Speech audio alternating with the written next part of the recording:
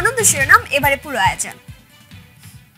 ঈদের যৌথ প্রযোজনার ছবি বস 2 ও নবাবের বিরুদ্ধে আন্দোলনের কঠোর সমালোচনা করেছেন চিত্রনায়ক শাকিব খান। তিনি অভিযোগ করেন আন্দোলনকারীরা কোনো কাজ করেন না, উল্টো তারা বাংলাদেশের চলচ্চিত্রকে ধ্বংস করার ষড়যন্ত্র শুরু করেছেন। শনিবার সন্ধ্যায় রাজধানীর রেড অর্কিড রেস্তোরাঁয় এক সংবাদ সম্মেলনে তিনি এই অভিযোগ করেন।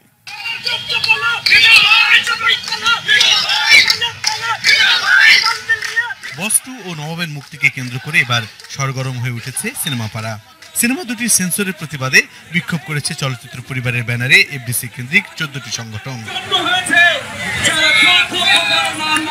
অন্যদিকে 14 সংগঠনের বিক্ষোভের জবাব দিতেই হল মালিক সমিতি ও চলচ্চিত্র প্রদর্শক সমিতি যৌথভাবে আয়োজন করেছিল সংবাদ সম্মেলনের। আর সেখানেই চিত্রনায়ক শাকিব খান বিক্ষোভকারীদের কঠোর সমালোচনা করে বলেন, বিক্ষোভকারী নেতারা কোনো কাজ করে না, তাদের কাজ করার ক্ষমতা ও যোগ্যতা না থাকায় যারা কাজ করছে তাদের বিরুদ্ধে ষড়যন্ত্র শুরু করেছে। সমস্ত কিছু আটকে দিয়ে শাকিব খানকে ব্লক করো, শুভকে ব্লক করো, একে ব্লক করো, ওকে ব্লক করো, ব্লক করে দিয়ে গুড ফর নাথিং এর সিনেমা চালাও। গুড ফর নাথিং এর সিনেমা দিয়ে কে হল বাঁধবে? তাহলে আমি শাকিব খান আমার সিনেমা ঈদে মুক্তি অফ করে দেব। এতগুলো বছর তো কোনো সাহেব ফাহেব দেখলাম না। আপনারা এক একজন তো আপনাদের ব্যবসা বাণিজ্য নিয়ে ব্যস্ত। একটা ভালো উদ্যোগের সময় যখন ডাকা হতো তখন কিন্তু আপনারা সাহেবরা আসতেন না। আপনার সাহেবরা তো অনেক টাকা হয়েছে, লগ্নি করছেন না কেন? সাহেবদের কাছেও তো কম টাকা নেই, তা আপনারা লগ্নি করছেন না কেন? তারা কেউ লগ্নি করবে না, তারা সিনেমাও বানাবে না, আবার যারা সিনেমা বানাতে যাবে তাদেরকেও ধরে রাখবে। এদিকে যৌথ প্রযোজনার সিনেমা অভিনয়ের জন্য সমালোচকদের সমালোচনারও জবাব দিয়েছেন তিনি।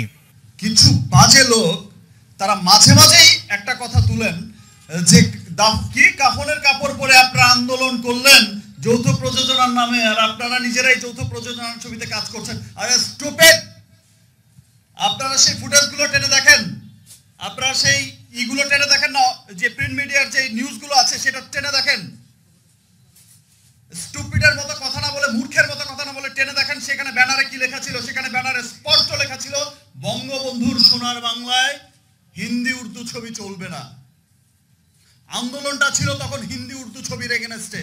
হল মালিক সমিতির পক্ষ থেকে ঘোষণা দেওয়া হয়েছে, আসছে ঈদে যৌথ প্রযোজনা 2টি সিনেমা মুক্তি না দেওয়া হলে এবারের ঈদে দেশের সব সিনেমা হল বন্ধ রাখা হবে। অন্যদিকে বস 2 ও নবাবের বাংলাদেশি অংশের প্রযোজকের ঘোষণা, 2টি সিনেমার একটি প্রদর্শনের অনুমতি দিলেও তিনি এবারের ঈদে ছবিটি চালাবেন না।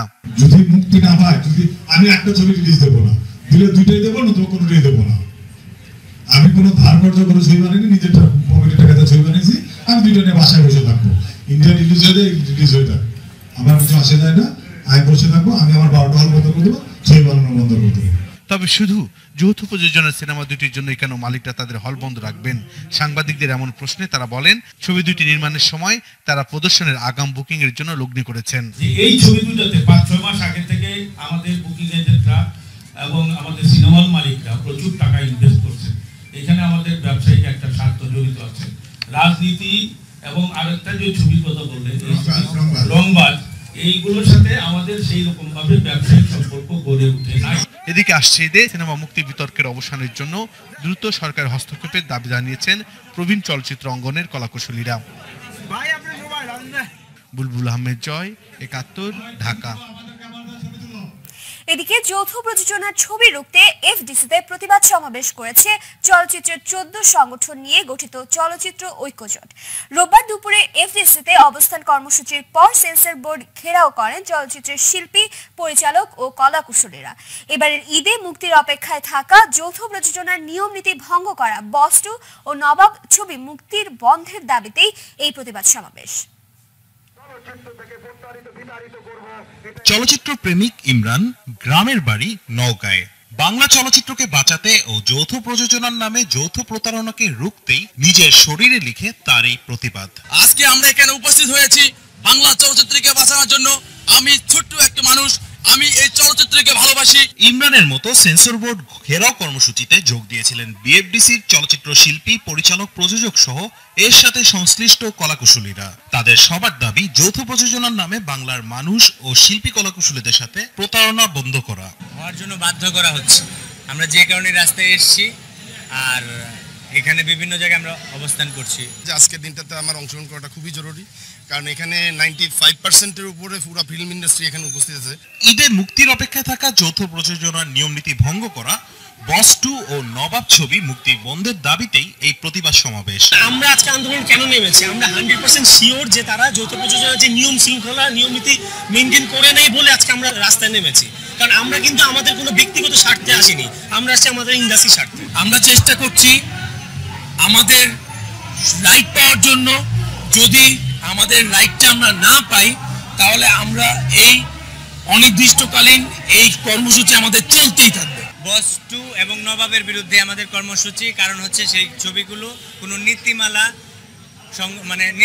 মেনে কোনো কাজ করা হয়নি। এই ছবিগুলো আমাদের দেশের হলে যেন রিলিজ না পায়, যৌথ প্রযোজনার ছবি হোক, কিন্তু এইগুলো যেহেতু নীতিমালা মানা হয়নি, এই ছবিগুলো আমাদের হলে আমরা দেখতে চাই না। ভবিষ্যতে সঠিক নিয়ম নীতি মেনে যৌথ প্রযোজনার ছবি হবে এমন প্রত্যাশাই সবার। রাশেদ আনিস, 71, ঢাকা। দর্শক, এই মুহূর্তে আনন্দযোগের সাথে যোগ দিচ্ছেন নবাব আর বস 2 প্রযোজনা প্রতিষ্ঠান জ্যাজ মাল্টিমিডিয়ার চেয়ারম্যান আব্দুল আজিজ। প্রথমে আপনাকে স্বাগত জানাচ্ছি আমাদের আনন্দযোগে। শুরুতে আপনার কাছ থেকে জানতে চাই, আপনার সাথে এবার বুকিং এজেন্টরাও রোববার সংবাদ সম্মেলনে সাফ জানিয়ে দিয়েছেন বস 2 আর নবাব মুক্তি না পেলে সারা দেশে হল মালিকরা তুমুল আন্দোলন শুরু করবে। তো এমনকি যারা এই ছবি দুটির বিরুদ্ধে আন্দোলন করেছেন তাদের ছবি হলে চালানো হবে না তারা বলছেন। এ ব্যাপারে আপনার মতামত আমরা একটু জানতে চাই। আসসালামু আলাইকুম, শুভ অপরাহ্ন। যারা ভিউয়ার আছে এই মুহূর্তে তাদের সবাইকে শুভেচ্ছা। এটা হল মালিকদের সিদ্ধান্ত যে যদি আপনার বস 2 এবং নবাব রিলিজ না দেওয়া হয় তারা এই ঈদে হল বন্ধ রাখবে সমগ্র বাংলাদেশে। তো হল মালিকদের সিদ্ধান্ত, তাদের সিদ্ধান্তের সাথে আমিও একমত পোষণ করছি। কারণ কোনো অবৈধ বা অনৈতিক বা ধ্বংসাত্মক বা চলচ্চিত্রের ক্ষতিকারক সিদ্ধান্তের কাছে মাথা নত করা ঠিক হবে না এবং তাদের কাছে জিম্মি হওয়াটা ঠিক হবে না। কারাই আন্দোলন করছে তা দেখেন, তারা কি কোনো ইনভেস্টর, তারা কোনো হলের মালিক, তারা কি কোনো লগ্নিকারক? এরা কিন্তু কেউ কিছুই না। 1-2জন প্রযোজক আছে যারা গত 10 বছরের ছবি বানায় না, শুধু নেতাগিরি করে। তারপর যে শিল্পীরা কাজ করতেছে তাদেরই বা অবস্থান দেখেন। কালকে দেখেন আমাদের এই একটা প্রোগ্রাম হইলো হল মালিকদের বা বিভিন্ন সংগঠন মিলে যে একটা অনুষ্ঠান হইলো গতকাল, সেখানে দেখেন বড় বড় যারা 3টা বাংলার প্রথম 3 সুপারস্টার কিন্তু সেখানে ছিল। সাথে ছিল জলি, দুপুরবেলা নুসরাত সারি ছিল, নুসরাত সারি আসতে পারে নাই, হয়তো মাহি থাকলে হয়তো মাহিও আসতো। তো ওরা কারা? আর হল মালিকদের যারা গতকাল রাতে একটা সিদ্ধান্ত নিছে, যারা তাদের হলের বিরুদ্ধে এবং হলের ক্ষতি করার চেষ্টা করছে অথবা বাংলা চলচ্চিত্র ক্ষতি করার চেষ্টা করছে, তাদের বিরুদ্ধে তারা ব্যবস্থা নেবে। জনাব আজিজ, এবারে আরেকটু জানতে চাই আপনার কাছ থেকে, দেশের সিনেমা হলের সংখ্যা তো দিন দিন কমছে, তারপর আপনি বলছেন নবাব আর বস 2 মুক্তি না পেলে আপনার অধীনে থাকা 12টি সিনেমা হল বন্ধ করে দেবেন। এতে দেশীয় চলচ্চিত্র শিল্প কি ধ্বংসের মুখে পড়বে না বলে আপনি মনে করেন? হ্যাঁ, হল যদি বন্ধ হয়ে যায় একবার, এই হল 50% হল আর খুলতে পারবে না আগে। কারণ একটা হলের সারা বছরের ম্যাক্সিমাম পুঁজিটা বা চলার যে ক্যাপিটালটা, চালানোর জন্য রানিং ক্যাপিটাল যেটা লাগে, চলতি মূলধন যেটা লাগে, সেটাই ঈদের ব্যবসা থেকে আসে। আর ঈদে যদি হল চালু করতে না পারে কিংবা হল যদি ব্যবসা করতে না পারে, সেই হল আর 1 বছর চলতে পারবে না। আর 1 বছরের জন্য যদি কোনো হল বন্ধ হয়ে যায়, সেই হল ইউজুয়ালি চিরদিনের জন্য বন্ধ হয়ে যায়। তো আমার মনে হয় যদি ঈদে হল বন্ধ থাকে, 50% হল আর খুলতে পারবে না, আর আমারও হল করা সম্ভব হবে না। কারণ আমি মনে করি না যে অন্য এরকম বিগ বাজেটের ছবি ছাড়া আমার হলগুলি ভালো ব্যবসা করতে পারবে। আচ্ছা, আরো একটু জানতে চাই, শুনেছি যে আপনি যৌথ প্রযোজনা নিয়ম নীতি না মেনে বস 2 আর নবাব বানানোর জন্য প্রিভিউ কমিটিতে গিয়ে ভুল স্বীকার করেছেন। তো বিষয়টির সত্যতা আপনার মুখ থেকে আমরা একটু জানতে চাই। না, আমি কোন নিয়ম নীতির বাহিরে কোনো কাজ করিনি। যৌথ প্রযোজনার ক্ষেত্রে একটা প্রিভিউ কমিটি আছে, সেখানে স্ক্রিপ্ট জমা দেবে। সেই স্ক্রিপ্টের ভিতরে কে কোন চরিত্র অভিনয় করবে, কোন দেশের কোন চরিত্র কে করবে, কোথায় হবে, সব মেনশন করা থাকে এবং সব দেখেই রিভিউ কমিটি আমার স্ক্রিপ্টটা পাস করছে। সেই আলোকে আমরা শুটিং করেছি, এই শুটিং এর আলোকেই সেই স্ক্রিপ্ট অনুযায়ী আমরা সিনেমাটা রিভিউ কমিটিকে জমা দিয়েছি। আপনি এখন আসলে বলতে পারেন না যে একজন মেনলি একজন শুধু একজন মাত্র সেখানে কমপ্লেন করেছে এবং সেই একজন আন্দোলনকারীর একজন নেতা, মেইন নেতা। আমি বুঝি না একজন আন্দোলনকারী সরকারি নীতির বিরুদ্ধে আন্দোলন করে আবার সরকারি একটা এই রিভিউ কমিটি গভর্নমেন্টের গঠন করা সেখানে থাকে কিভাবে সেটা আমি বুঝতে পারছি না। একটা লোকই সেখানে অবজেকশন দিয়েছে এবং সে ভুল দিয়েছে, অনৈতিক দিয়েছে। তাহলে আগে তিনি কেন পাস করেছেন স্ক্রিপ্টটা? কি তাহলে আগে কিসের লোভে কি দেখে উনি পাস করেছেন, আর এখনই বা কি প্রবলেমে পড়লো যে উনি পাস করতে যাচ্ছেন না? এই বিষয়টি নিয়ে আরো একটু জানতে চাই আপনার কাছ থেকে। আপনি এরই মধ্যে সংবাদ সম্মেলনে বলেছেন, আমরা যতটুকু শুনেছি, যে এই ঈদে যদি নবাব এবং বস টু মুক্তি না দেন আপনি, তাহলে আর ছবি প্রযোজনা করবেন না। তো সেই ব্যাপারে আপনার মতামত আরো একবার পরিষ্কার করে আমরা জানতে চাই।